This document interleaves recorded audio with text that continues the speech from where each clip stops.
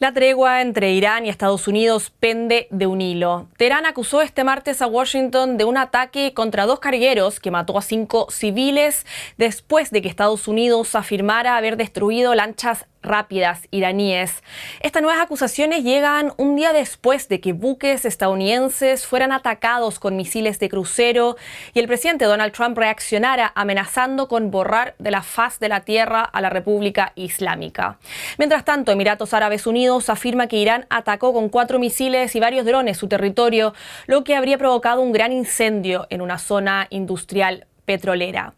Mucho por analizar hoy en DW Actualidad en Análisis. Mi nombre es Nicole Gaise-Deash y tengo el gusto de saludar aquí en DW a Luciano Zácara, experto en Oriente Medio desde Doha, y al experto en seguridad Jesús Núñez Villaverde, además codirector del Instituto de Estudios sobre Conflictos y Acción Humanitaria desde Madrid. A los dos, muchas gracias por acompañarnos el día de hoy. Y Luciano, comienzo contigo. ¿Estamos ante el fin de la tregua entre Irán y Estados Unidos? ¿Qué pasó? ¿Cómo llegamos a este punto después de casi un mes? ¿Tú qué nos puedes contar al respecto? Bueno, la tregua había sido, en primer lugar, muy endeble y muy poco durable. O sea, no estaba muy claro qué era lo que había parado y qué era lo que no había parado, sobre todo cuando continuaba el bloqueo por parte de los dos del estrecho de Hormuz.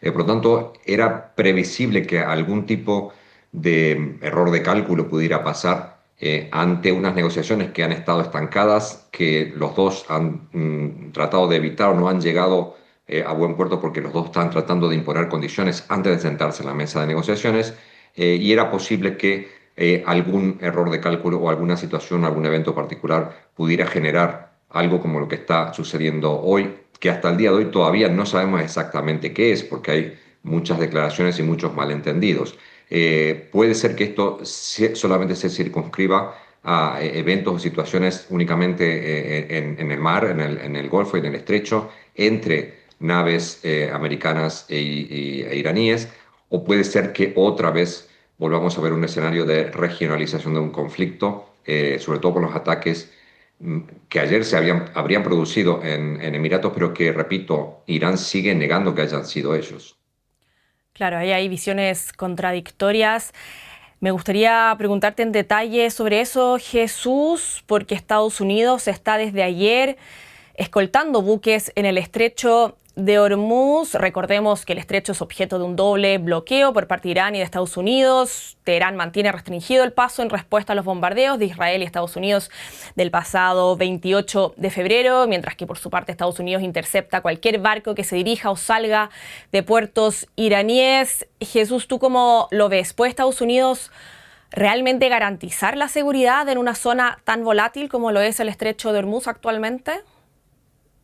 Yo creo que los hechos demuestran que Washington no es capaz de garantizar el tráfico marítimo en la zona. Lo llevamos viendo ya desde hace semanas y en cualquier caso lo que cabe imaginar, al menos es la interpretación que yo puedo aportar, es que Estados Unidos jugaba con un cálculo que se le ha venido abajo. Donald Trump pensaba que con este cese de hostilidades aparente desde el pasado 8 de abril se abría la posibilidad de que finalmente Irán, sometido a una presión máxima, intentando evitar que Irán pudiera exportar sus hidrocarburos, llegar al punto en el que tuviera que cerrar completamente la producción de petróleo y de gas porque no tendría dónde venderlo ni tampoco dónde almacenarlo, y que eso le llevaría a una situación insostenible que acabaría por rendir la voluntad política del régimen iraní para aceptar las condiciones que Washington estaba imponiendo.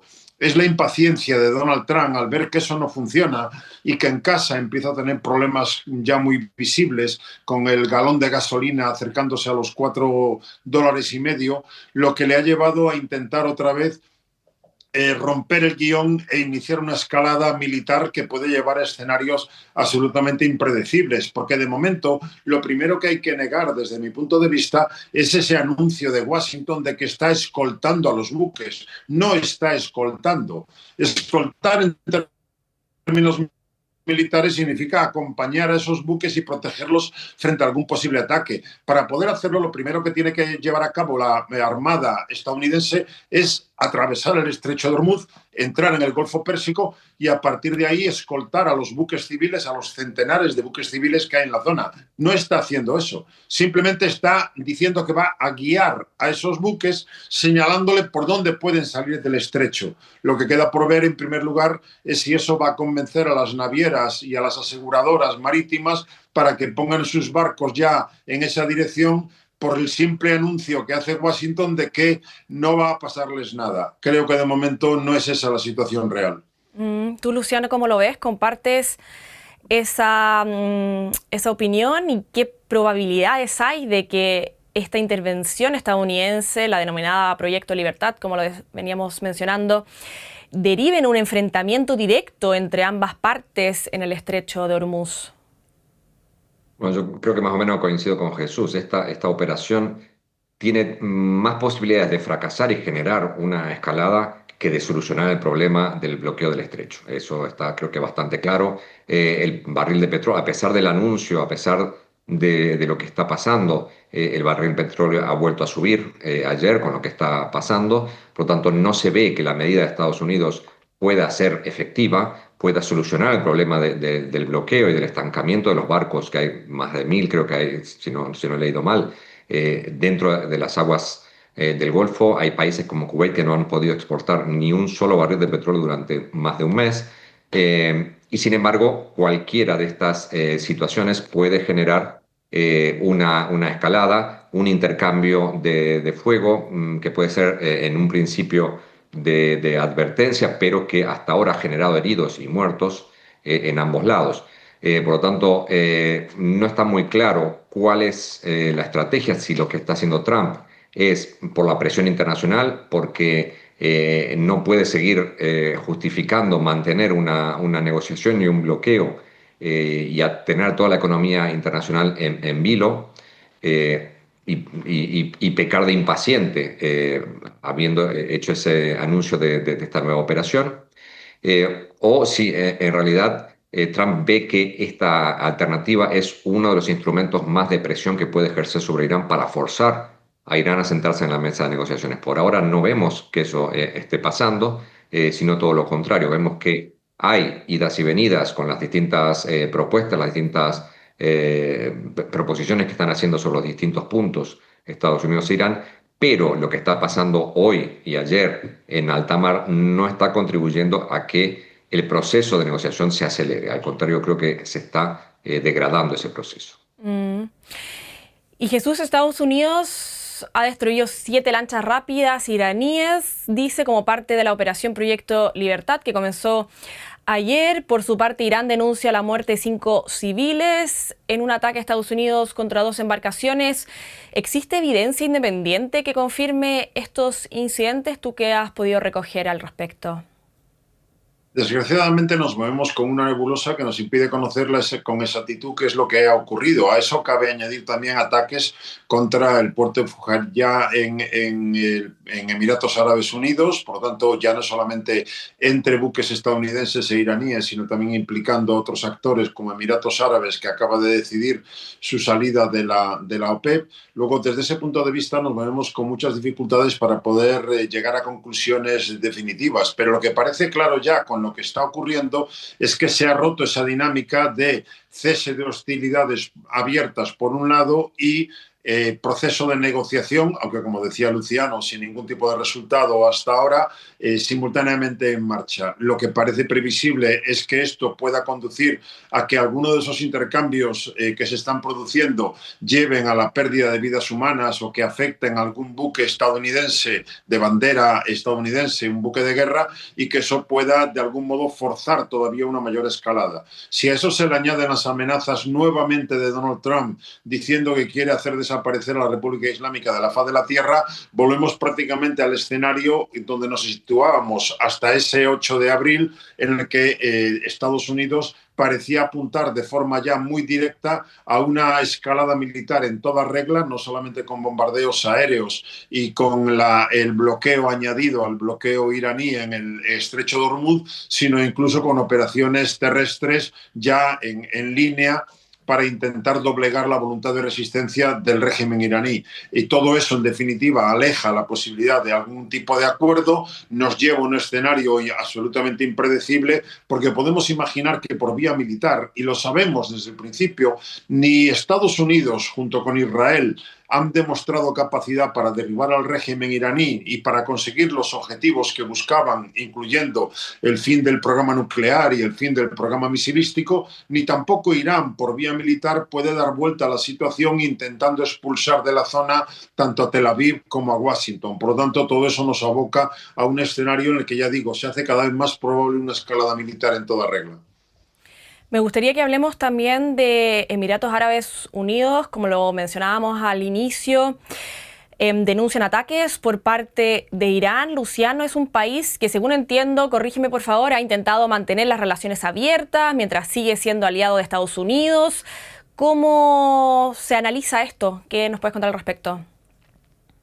Bueno, Emiratos, como ha dicho Jesús, se ha ido esta semana justamente de la OPEC, dejando en claro que también está buscando más autonomía dentro del concierto regional de los países árabes, con unas relaciones mucho más estrechas con Israel que cualquier otro país en la región, desde la firma de los acuerdos de Abraham y desde el momento en que Israel está proveyendo también elementos de seguridad en contra justamente de los ataques misilísticos iraníes. Anoche, el Ministerio de Defensa emiratí emitió un comunicado en el que decía que 13 misiles habían sido interceptados por parte de las fuerzas de defensa y 4 drones. Uno de ellos había caído en el puerto de Fujairah produciendo un incendio, pero como dijimos antes, no está muy claro qué es lo que ha pasado, porque 13 misiles que Irán niegue que haya lanzado, queda muy poco claro qué es lo que está pasando y quién no está diciendo toda la verdad en lo que está pasando en este par de días, en esta nueva escalada bélica. Lo cierto es que Emiratos se está desmarcando un poco de lo que es el concierto regional. Ha sido el más atacado durante la primera fase de la guerra, por mucho, con muchísima diferencia comparado con el resto de países como Kuwait, Bahrein o Qatar.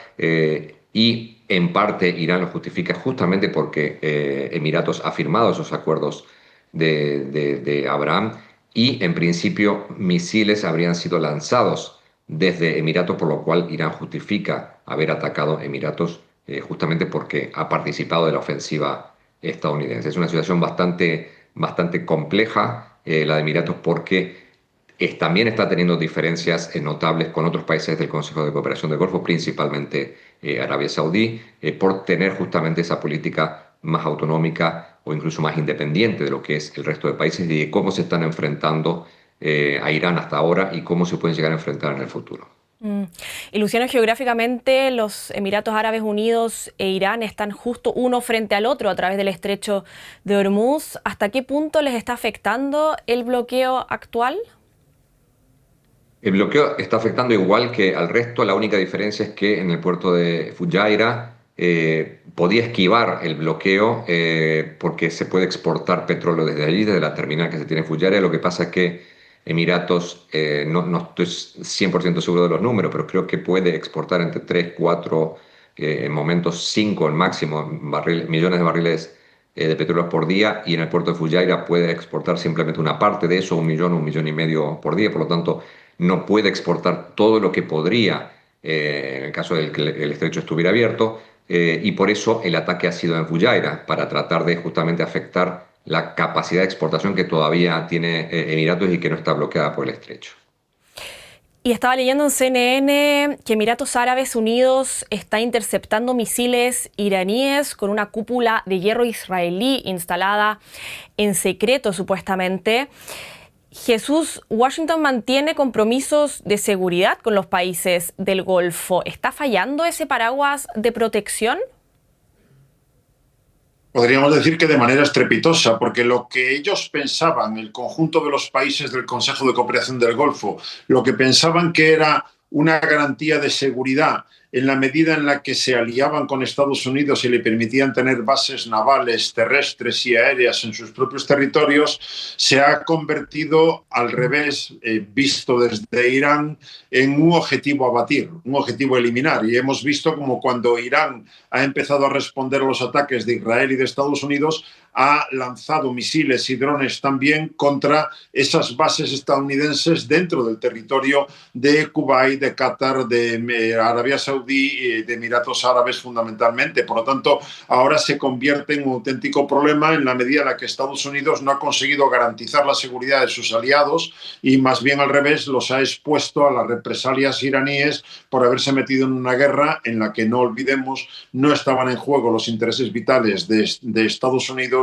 Irán no era una amenaza inminente ni para Israel ni para Estados Unidos y que sin embargo nos lleva a esta situación actual. Con un Irán que si antes tenía como única baza para negociar el programa nuclear, ahora el propio Estados Unidos le ha ofrecido una segunda baza que es el control del estrecho de Hormuz y eso es lo que está utilizando Teherán. No cabe imaginar que de momento el Consejo de Cooperación del Golfo con Arabia Saudí a la cabeza sea capaz de convertirse en un actor autónomo que pueda garantizar su propia defensa sin la cobertura de Estados Unidos. Y si además de eso, como en el caso de Emiratos, se hace ya muy visible su implicación y su vínculo con Israel, permitiendo que medios militares israelíes hayan sido desplegados en su territorio, pues evidentemente a los ojos de Irán convierte a Emiratos en un objetivo todavía más importante.